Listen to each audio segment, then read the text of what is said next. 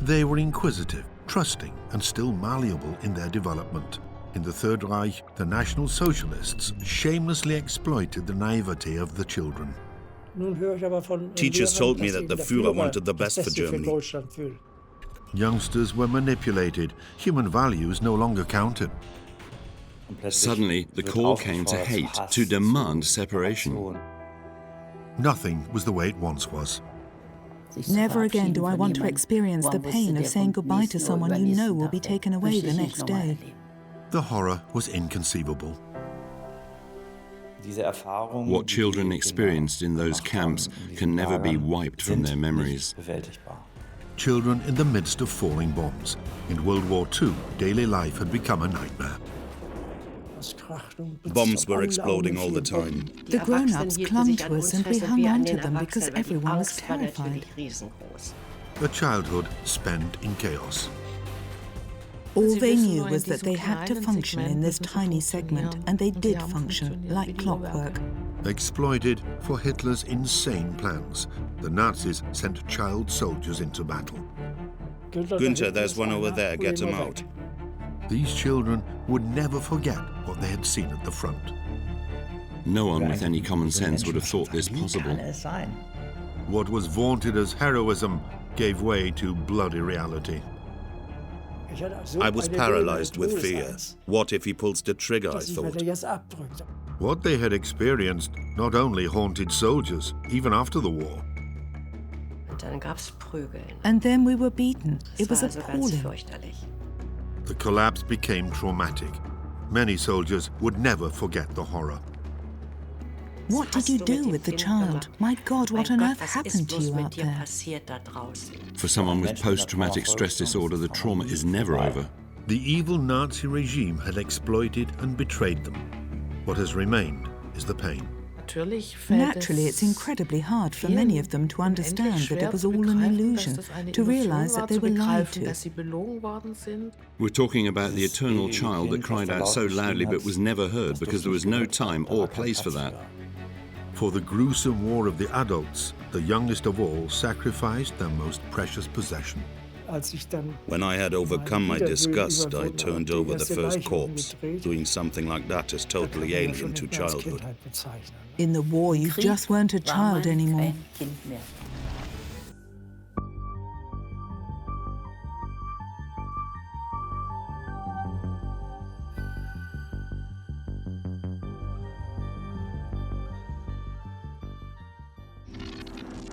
The war has entered its final months.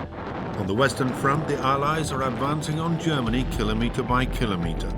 In the East, too, Soviet forces are pushing Hitler's troops further and further back. The world has been at war for more than 5 years. Yet losses in the last 12 months of the conflict will be higher than ever before. But the Nazis decree there will be no surrender. In winter 1944, Günter Lux was 16 years old. Despite his communist upbringing, the Nazis had managed to get him on their side. The bombing raids launched under Operation Gomorrah had cost the life of his big brother Hermann. Now Günter felt alone. He didn't feel at home with his mother, his stepfather, and his 3 half-sisters. He saw the Home Guard as the chance to get out of his cellar in the ruins of Hamburg. So he signed up as a war volunteer and was sent to a training camp in what is today the Czech Republic. The training was brutal. We had to crawl through the snow on our stomachs and appear the next day in clean uniforms. Lord knows how we got them dry. No one helped us. We were also bullied when we cleaned our weapons. The sergeant would turn up and say, "This is filthy. There's dirt here too. Clean it again." And he'd do that 5 times. After the 5th complaint, I did nothing. Then, when I showed him my weapon, he'd say, "Now, why didn't I get that the first time?" So it was pure bullying. We had to jump on and off tanks and fetch anti-tank grenades. We had to dig foxholes left and right as wide as tanks' tracks. We then had to crouch in them, and the tank would thunder over us. When its track lifted up behind us, We'd get showered with dirt. It was horrible. I deliberately behaved as if I was retarded.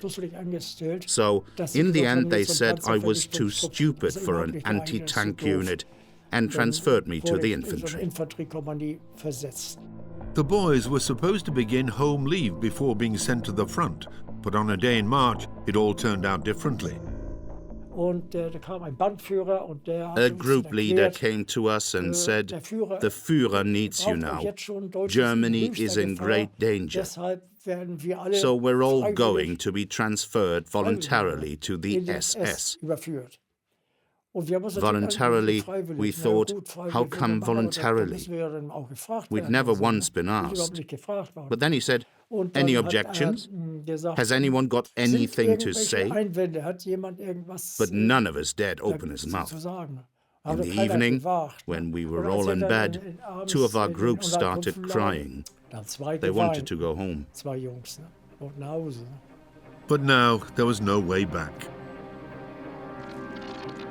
Children were taught how to handle a weapon and then sent to kill in a merciless conflict. Most of them knew how dangerous it would be, yet still they volunteered. Looking at the situation with sheer common sense, you could wonder how that was ever possible. One answer could be that identification with the culprits created an illusion of power, vis-à-vis the feeling of total impotence. Dr. Andreas Krüger is a child and adolescent therapist in Hamburg. In researching the origins of such traumas, he is helping to gain an understanding of why children behave the way they did. As a dream therapist, I have found time and again that the core experience is one of powerlessness, and it is this that has to be combated on all levels, on a personal or human relationship level, or on a neurobiological level. Either I resign myself to my guilt and become the sacrificial lamb, or I go on to the attack and identify with those who are responsible for my powerlessness. The Nazis shamelessly exploited this behavior. Children were beguiled with the myth of military heroism and sent into a hopeless struggle. Some of the experienced soldiers were appalled. Captain Hafner was supposed to recapture an area that had already been occupied by the Russians. He had asked the SS for reinforcements, and they had sent us. "What am I supposed to do with these kids?" Hafner said. "They're much too small. Look at him there. He's not much bigger than his rifle. And his sleeves are far too long. What use is this lot?" "Well, that's all there is," he was told. And so, in their oversized uniforms, the boys were dispatched into a life-or-death struggle. In April 1945, in many German cities, the war was already over, but that made no difference to those in power. Soldiers had to continue defending what had long been lost. We finally took up position in Lower Austria on the Czech border. We had been there for quite a while when I was told that I was going to be trained as a sniper. At first, I couldn't shoot at all. I nearly knocked my teeth out with the recoil, but I gradually became a good shoot. One day, I was lying next to a section commander just outside our position. He was looking through his binoculars and said, "Günther, there's one back there. Get rid of him." So I calmly took aim and fired. The man threw his arms in the air and fell. I did that several times, 6 or 7 times. 2 hits were confirmed officially. I felt really guilty, but I had to do what I had been ordered. Günther Lux was still a minor, but he had already killed. He would never have thought things would get that far. In Berlin too, winter was over. Ever since the Nazis had deported her father 2 years previously, Ruth Jax and her little sister Esther had been living with their mother in the summer house. For months it had been bitterly cold, but the summer house had no heating. When my sister turned 8 on March the 1st, 1945, she was already very poorly. She had septic diphtheria. My mother called a doctor, and he said at once that she needed hospital treatment, but that there was no way any transport could be organized. So despite her high temperature, she would have to walk there. My mother took her, and on March the 4th, my sister died. On the 8th, we buried her in Weissensee. The inscription on her gravestone is so pertinent. What we hold in coffins belongs to the time. What we love remains and will remain for all eternity.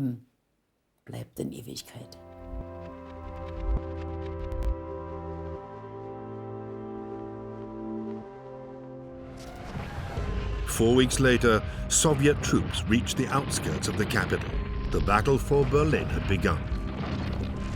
Monika Jette was 5 at the time and was living in the capital with her mother and elder sister. Her father, Werner, was still serving at the front, but the family had no idea exactly where. In Berlin, the last resistance offered by the Germans was in vain. We were in the cellar, where we were always told to be very quiet. And then someone said, "The Russians are here." I clearly remember how the bolt to our air raid shelter was pushed back, and I saw the Russians standing there with their fur caps. We'd been told how terrible the Russians were, but they were really nice to us children, I must say. They made liver sausage sandwiches for us and gave us lots of other things they had. It was only later that I heard of what they did to the women. Sadly, one of them was my own mother. In the Third Reich, the Allies were capturing one town after another. The Second World War was almost over. Countless German Wehrmacht soldiers were taken prisoner by the Allies. To avoid capture, many of the young men deserted. But in the east in particular, partisans lay in wait for them. In April 1945, Günter Lux was still with his unit. Out of 200 men in the company, there were only 56 of us left, and we had to hold our ground in foxholes 10 meters apart. Now and then, the Russians would mount an operation to capture one of us. They needed information. They'd pull a man out of his foxhole. But if he shouted, he would be shot. Any hope of holding the position for some time was pointless. Soviet troops would soon take the area. May the 2nd, 1945. Günter Lux was hoping that he'd soon be able to go home. Armored infantryman Lux, I was told, I want you to collect all the ammunition that's lying around here. Tomorrow you'll be relieved. I was given a sack and then left the command bunker. Then I heard the familiar whine of shells. I knew the difference between multiple rockets and mortars. Mortars made a kind of fluttering noise. The explosion wasn't so loud, but fragments were hurled up. And it was this fluttering that I heard. Just as I had been taught, I threw myself down, one arm in front of me, and my rifle on my left. But I was too late. The shell exploded 3 meters away from me. My chest hurt. So did my face. Something was wrong. Then a comrade came, took my rifle, and pulled me to my feet. The Russians saw this and opened fire. I got hit in the backside. It was only a grazing shot, but it gave me a large, bloody wound. Our rocket launcher unit was nearby, and they dragged me over to them and laid me on a tank. I was then taken to the field station 3 kilometers away to be patched up.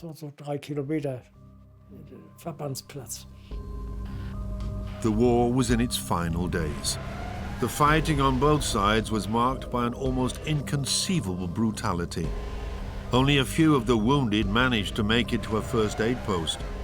What is more, often even the field hospitals were directly in the line of fire of the opposing forces. Günter Lux made it. On arrival at the field hospital, his fight for survival continued. I had surgery on May the 3rd. They told me that the doctor wanted to have a quiet word with me since I was scared about going under the knife. But what he said was, you don't have to worry about your family anymore. Earlier today, Hamburg was occupied without offering any resistance. And there I was, stuck on that wretched operating table. He then slipped a mask over my face, dripped ether onto it, and told me to breathe deeply. It was awful. It made me want to gag. Don't gag, he said. Breathe and count. I got to about 5 and was gone. When I awoke, I found myself in a barn, surrounded by wailing wounded. When I was lying there in all my misery, the medical orderly came over and told me he couldn't help me. I was in a lot of pain, but only the seriously wounded were given painkillers. I didn't get anything. Now at last he could go home. Together with other wounded soldiers, Günter Lux boarded a train. The hospital train set off on the 3rd or 4th of May and crossed the border. We saw a sign saying Linz. Linz is in Austria, and in those days it was part of the Reich. Suddenly, the train stopped, and someone said that Linz had been occupied by the Americans. Instead of waiting or going there, the officer in charge said, "We're not going to let ourselves be captured. We're heading back." So the train had to return to the Protectorate. It came to a final standstill on a siding outside Piesek. The next morning, I heard cheering. I listened to the radio in Piesek because I could understand a little Czech and heard the words capitulation and victory. And that was on the 8th of May. We were sitting in the train and the war was over. In Berlin, the Soviets were taking the capital street by street. In their allotment hideout in the Berlin suburb of Wittenau, Ruth and her mother were longing for the fighting to stop.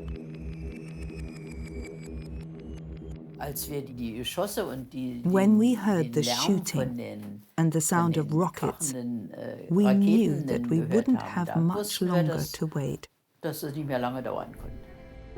They didn't. Hitler was now dead, and German resistance had collapsed. The capital was in Soviet hands. For Ruth, the fear and all the hoping in their hideout were over. On May the 1st, I walked from Wittenau to Weißensee for the first time to see whether the other relatives were there. The sisters and her mother's brother were still alive, but there was no trace of their Jewish relatives. The German armed forces capitulated. The Second World War was over. The propaganda about a 1,000-year Reich and the promises German youth would prove heroic were all lies. Everything children had believed in was now worthless.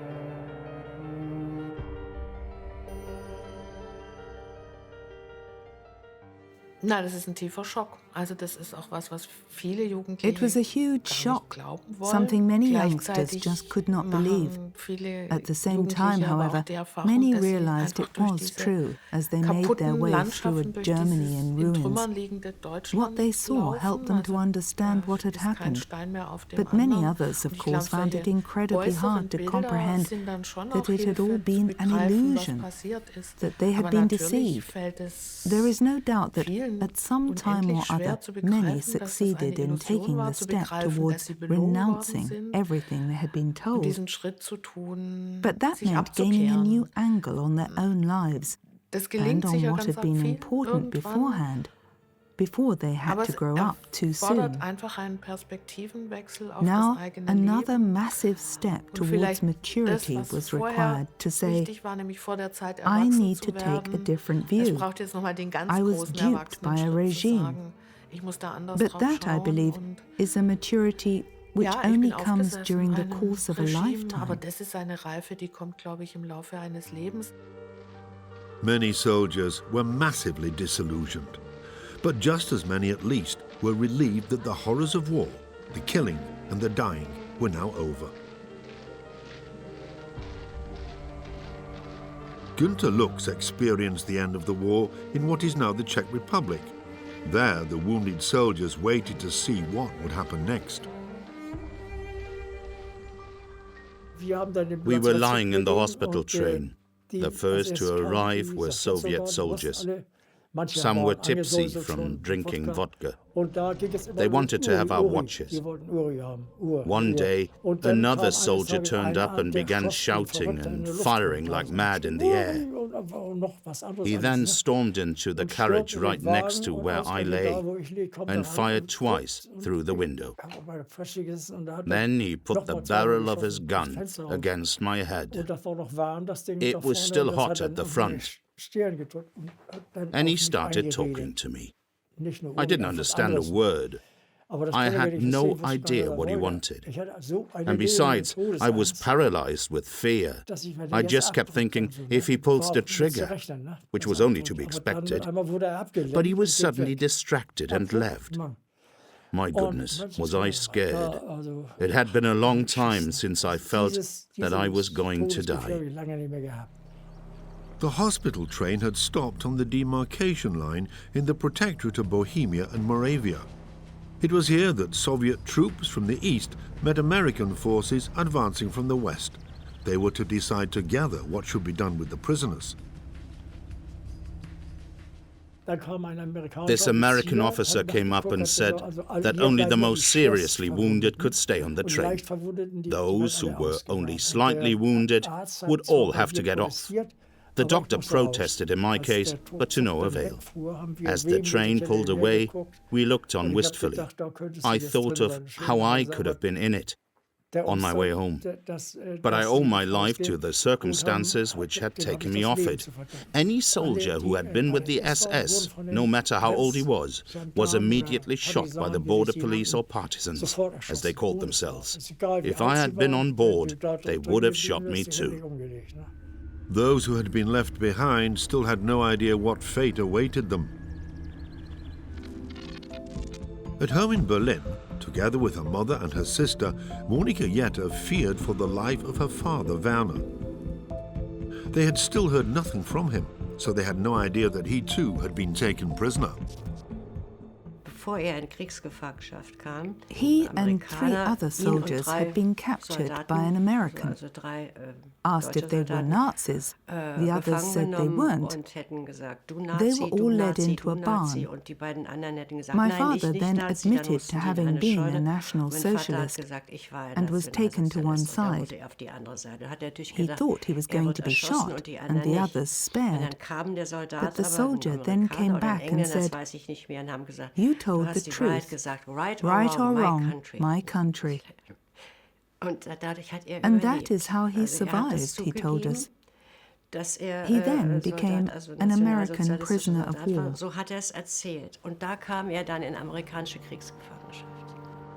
He remained a prisoner for weeks and months that followed. He had no contact with his family.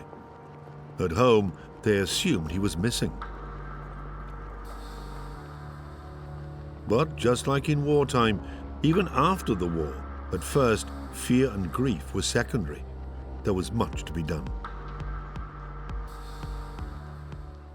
The slogan at the end of the war was, "Life must go on." You had to make sure there was food on the table. Thank God we had a big garden which provided us with fruit and vegetables. Children learned to come to terms with the situation.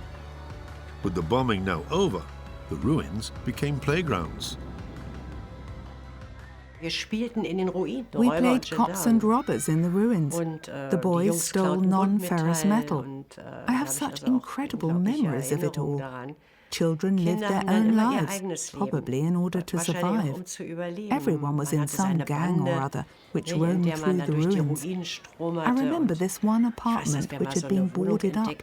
We went in and found this skeleton. We were petrified and went and told the man who dealt in non-ferrous metals. "Oh, that's just a Jew they forgot," he said. And we thought, "Who is Mr. Jew? Where is he?" Then the waiting was over. In 1946, the father and husband who had been missing for so long returned home to Berlin, to a new world Werner was not prepared for. When my father came home, that part of Berlin where I grew up was already under American administration. To make ends meet, amongst other things, my mother washed uniforms for the Americans. As far as I know, we hadn't been told of his impending arrival. So suddenly, one day, he was there. And the first thing he saw, of course, was the American uniforms hanging ironed in the hall. The enemy's uniforms. "That has to stop," he said. Then, as a father and head of the family, he tried to ensure that we had food on the table. And he did that very well. Above all, he said, "You're going to learn something. You're going to attend good schools." Classrooms back then were all overcrowded with 40 to 50 children in one class, but he saw to it that we went to a convent school. That meant paying school fees and finding money for books and fares, but he came up with it. "We can't give you much," he said, "but we can give you a good education so that you can make something better of your lives." Werner made sure there was money for food and school fees, but no emotional bond developed within the family. Father and daughter were strangers.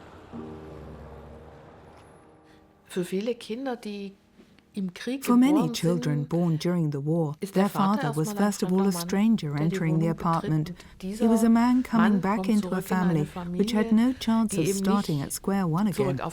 Each family member had his or her own character with their own experiences. Starting afresh just wasn't on. There were lots of family constellations which did not correspond to the mother-father-child principle. The desire might have been there to live as an intact family, but the structures were simply different. Breaches arose between parents and children, which cannot be imagined dramatically enough.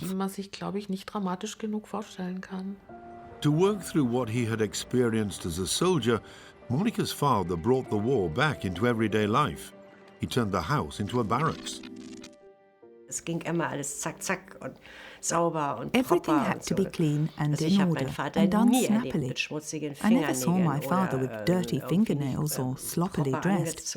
He thought a lot of himself. In fact, it was this role model approach he'd been taught at the Ordensburg. I had to pass lots of tests of courage as a child.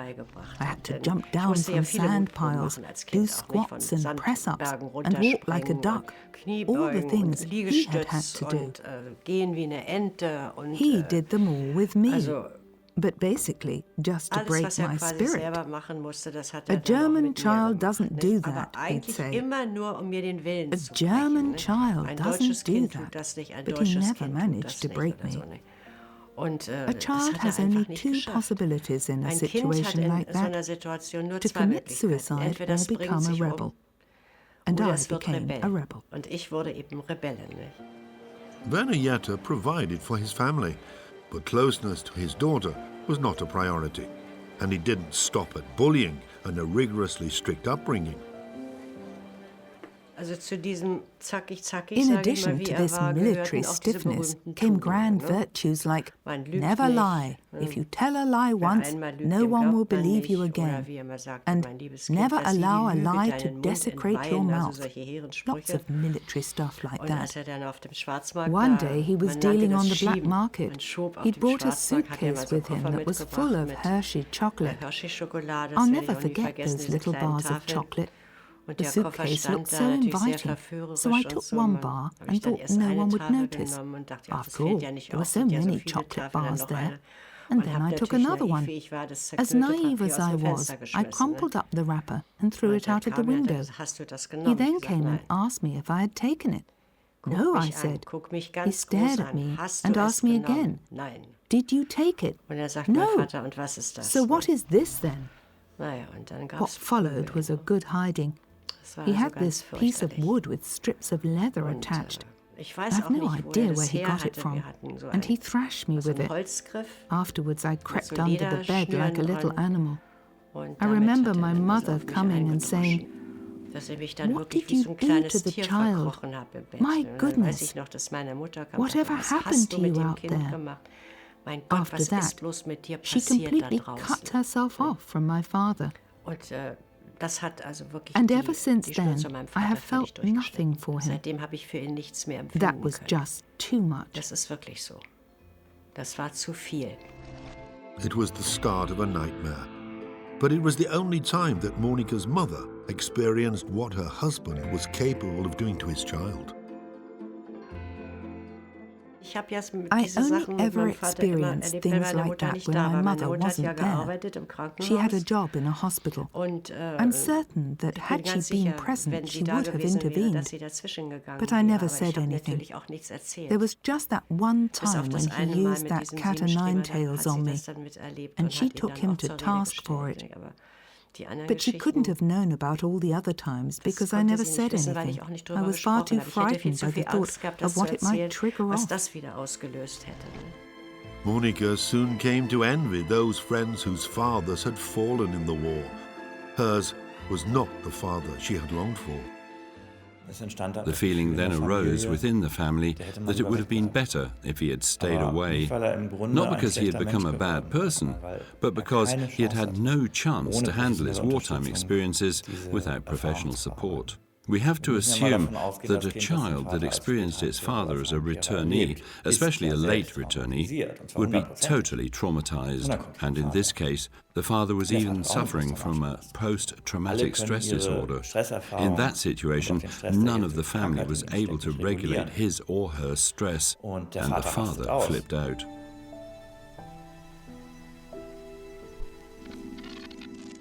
In a provisional American prisoner of war camp, 16-year-old Günter Lux was waiting for his next orders. Finally, the march began, and he was heading east. The German soldiers from the field hospital were to become Soviet prisoners of war. One day we had to march to Tabor, where there was a huge reception camp for 25,000 German soldiers. On arrival, we were met by a German officer in full uniform but unarmed, sitting next to a Soviet guard. What's going on, I wondered. This lieutenant came over and told us new arrivals that superiors had to be saluted. The war might be over, he said, but we are still the German Wehrmacht, even if we are prisoners. I thought he'd lost his marbles. But we didn't dare say anything. Just look at the state of you, he said. Each of you should at least wear an epaulette. We had all removed our epaulets, but we got them sewn back on our uniforms. As a member of the Waffen-SS, on completion of his training, Günther had had his blood group tattooed on his upper left arm, a distinctive mark which branded him forever. One day, the order came through that all adolescents up to the age of 16 were to be released.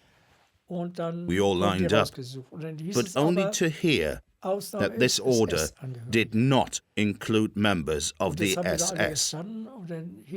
We were told to strip to the waist and raise our arms as the officer went past. When the row in front of me had been checked, someone in front of me said, "I've already been checked, so come and swap places with me." But I didn't dare. I had no idea who might be watching. So in my misery, I just stood there. Then the officer came and said, "SS, step out." Günter Lux remained a prisoner of war. Months passed. Back home in Hamburg, his family had no idea where he was.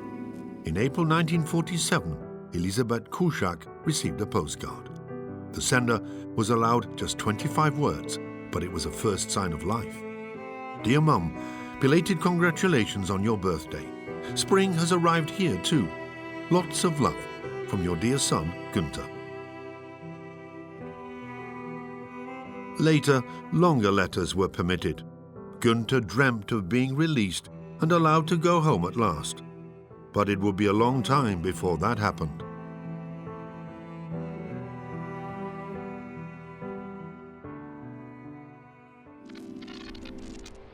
When the war came to an end, finally so did life in their hideout for Ruth Jax and her mother. Their time spent in the cold, cramped summer house was over. We were allocated an apartment by someone who was a party member. I myself spent only a year in it, my mother 9 months. And then Herr Lindenberg made accommodation available on his plot in Tegel, and we moved in, because I didn't feel at home in someone else's house. But that had been only temporary anyway. We just needed a roof over our heads, a place with heating, where we could use a bathtub or take a shower.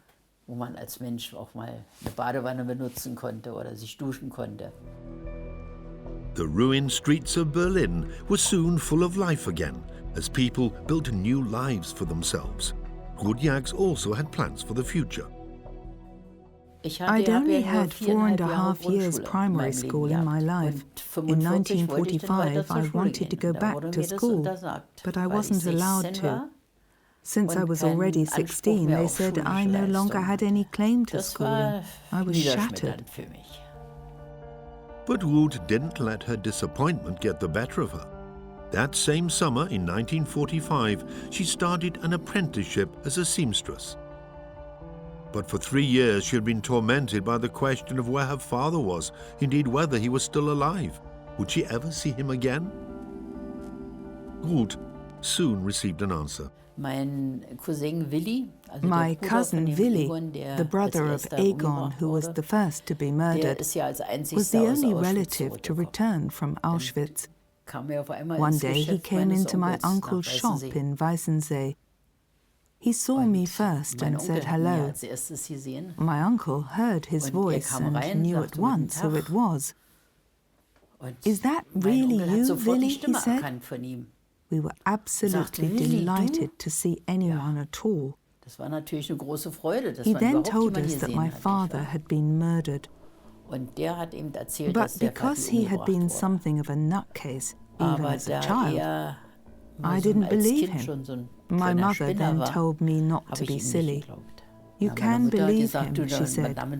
"No, I can't," I replied. "You can say what you want, but my daddy is still alive.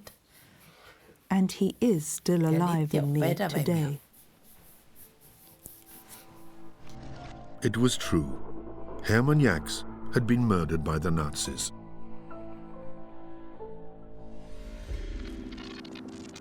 After spending 2 years in various prisoner of war camps, in 1947, Günter Lux was transferred to the Soviet capital. I was then sent to Moscow. Tushino was something of a model camp. The conditions were fairly good. We were even able to do some acting. The director came to me and said, "You're a good-looking chap. Can you sing?" He wanted to put on an operetta. "Then you can play the woman," he said. "You could pass for one." I was asked to sing something for him, and he thought it was pretty good. They kitted me out as a woman, with a wig and everything. When I sang the part, I got tremendous applause. But I didn't do it anymore after that. I was given a bodyguard because the prisoners were suffering from a lack of female company. I had to save my skin on a few occasions. I was also given a sleeping cabin behind the stage, because in their desperation, the men thought I was a woman. Once again, Günther's membership of the SS prevented him from returning home. Obviously, we all wanted to go home. I had been on the returnees list twice already, but had to get off the train again before it set off. An officer appeared, looked at the list and said, "Looks, Günther, German, SS, out." So I had to go back and work. I swore that wouldn't happen to me again. It was just too hard to take. In my thoughts, I was already back home, and then that. Hope of ever being back in Hamburg with his family dwindled. 19-year-old Günther remained in the camp and had to continue rebuilding Moscow. In summer 1949, he was working on a construction site in Moscow. Next to the construction site were some houses that had been completed. People were already living in them. One day I saw a girl looking out of the window. She was really pretty, and I hadn't seen a woman for a long time. You could give her a wave, I thought, and so I did. When she gave me a quick wave back, I thought, that's a start. Now you have to continue. I worked there every day, always in the hope of seeing her standing there again. The girl was called Valja. Next to the fence enclosing the prisoners, she tended an overgrown garden. One day I went over. She was standing there, weeding her radishes. "Nice plants," I said, but I really couldn't have cared less. "May I touch your hands?" I asked. She then came over to the wire mesh fence and pressed her hands against it. I did the same from my side. It was such a wonderful feeling, one I had not had for such a long time. "Well, that's enough for now," she said, and left. Günther often met Valja by the fence. Soon they wanted to be closer. Günther had befriended one of the Soviet guards and asked him for advice. Yorka managed to smuggle him out of the building site, enabling Günther to meet Valja in her parents' summer house. 2 hours, he told me, and then you have to return. I went into the summer house with her, and we had a nice chat, as it were. She made me swear not to tell anyone what happened between us, and I intend to keep that promise even today. Günther fell in love with the 16-year-old. At last, he had known happiness. He was even prepared to give up his homeland for Valja. I told the camp commandant that I wanted to stay in the Soviet Union. "I have met a girl," I said, "and I want to marry her." When you are together with a girl and you promise marriage, then you have to keep your word. At first, he was sympathetic, but then he said, "That's out of the question. You are a fascist, and she is a Bolshevik girl. We could never tolerate that." The next day, I was transferred to another work unit and never saw her again. und sah sie nie wieder. Their love never stood a chance. Only a few months later, Günther was suddenly allowed to return home. One day, it was Christmas Eve, we had to assemble by the gate. Then, for the last time, the officer said, "Lux, Günther, German, get on board." And then I was off home. Together with his friend Edgar, Günther Lux travelled back home to his native Hamburg. When we pulled into the station, everything was so familiar. There were crowds of people. They showed us pictures. "Do you know him? Does anyone know him?" Then I heard someone shout out, "Günther!" It was my mother. She ran up to me and said, "I'm so glad you're so big. And you were so small when you left." Then we went home. In Berlin, Monika Jetter had suffered from her father's constant rages ever since his return 6 years previously. He bullied the child and even beat her. Her daily nightmare only came to an end after she turned 11, because then, as a travelling salesman, her father was rarely at home. As a child, her father's behaviour was incomprehensible, but today Monika can explain it. Basically, when he returned from the war, my father was severely traumatized. My situation, I think, was no different from that of many other children. But as a father, he was emotionally unreachable. Naturally, like every soldier who sadly had to serve in the war, what he had experienced had brutalized him. And in addition to this psychological aspect, which had thoroughly demoralized him, there was this all-for-nothing element. He had imagined his life quite differently.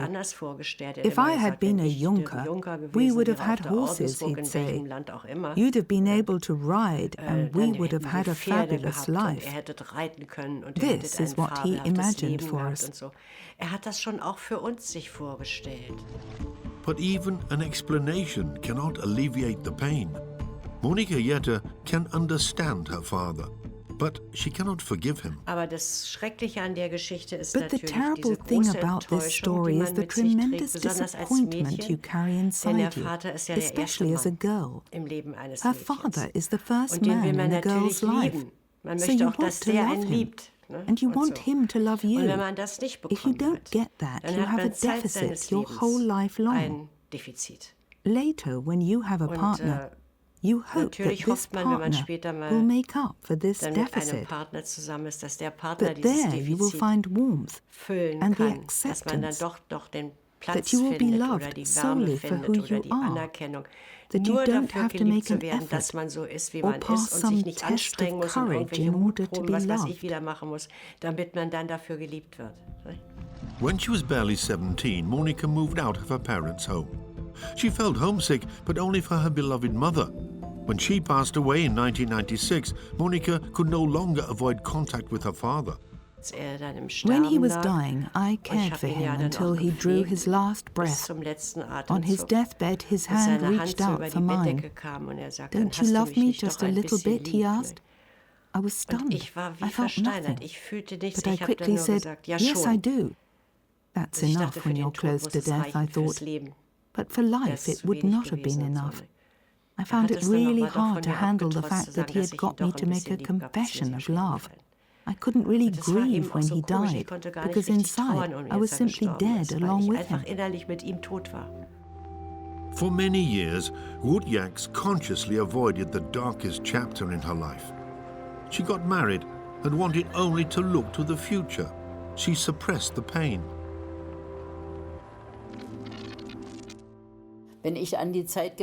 Whenever I thought about that time, I used to break down in tears and start shaking. It was absolutely awful. I hardly ever spoke about it. Her cousin Willi returned from Auschwitz. He was the only one. Ruth never saw any of her Jewish relatives again. For a long time, she refused to accept the reality. Right up until 1948, whenever I saw a man who looked like my father, I'd run up to him. Then, oh dear, it's not him. Although I knew that he had been killed, I refused to believe it.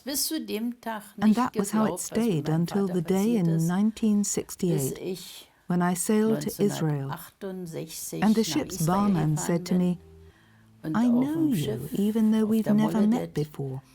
Your father was called Hermann, and he and I were together in Morowitz." Dein Vater hieß Hermann. He took me under his wing as his son and looked after me as long as he was alive. Because you have the same looks and, above all, the same movements and gestures as your father. I knew at once who you were.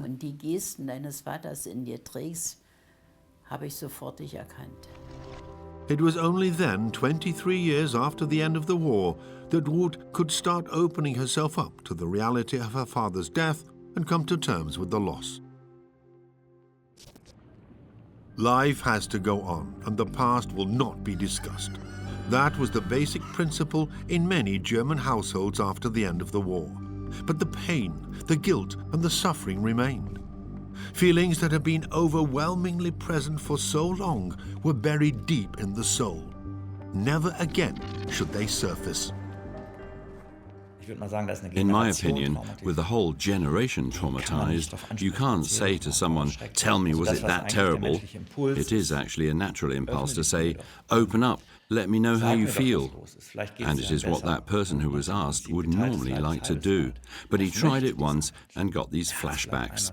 So henceforth, he will avoid the issue like a horse shies away from fire, even though he would like nothing more than to describe his experiences. But he can't. The mega stress this would cause, the moment he remembered, would completely shatter him. And that makes him silent, mute, and bitter.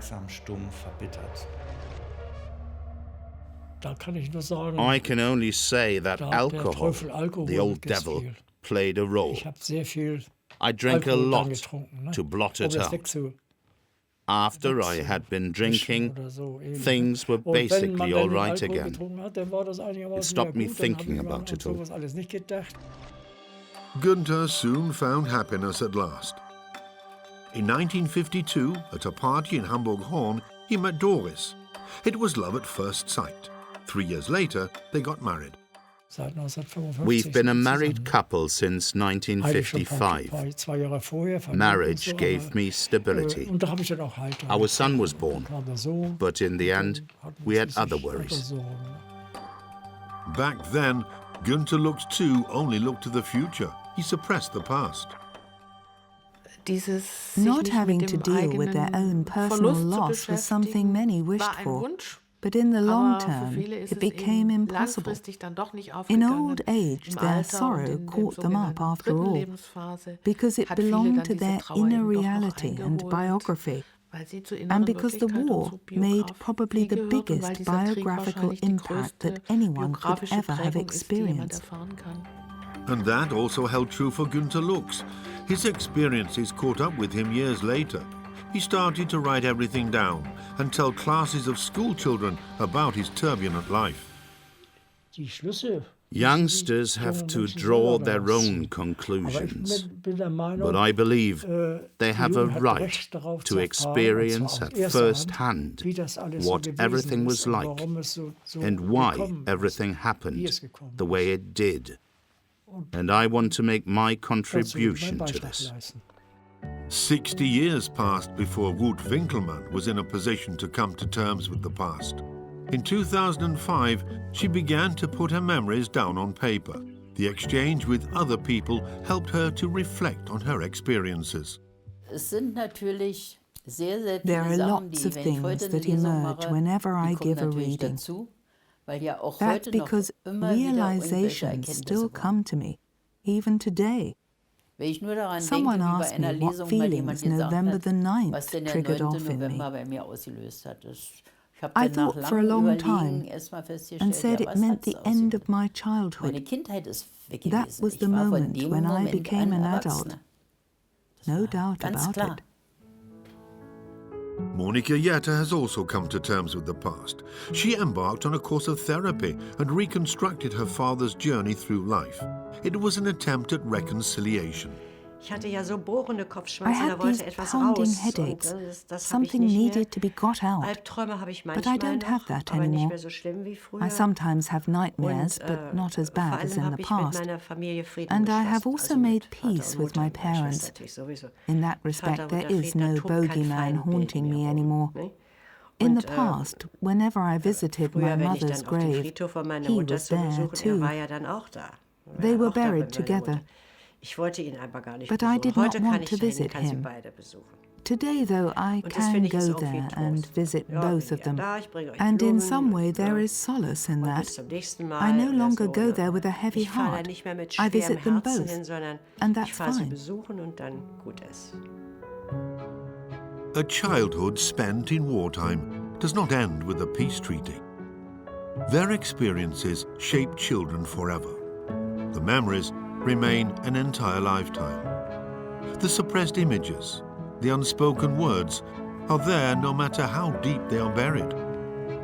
The scars on their childhood soul might fade one day, but the pain remains.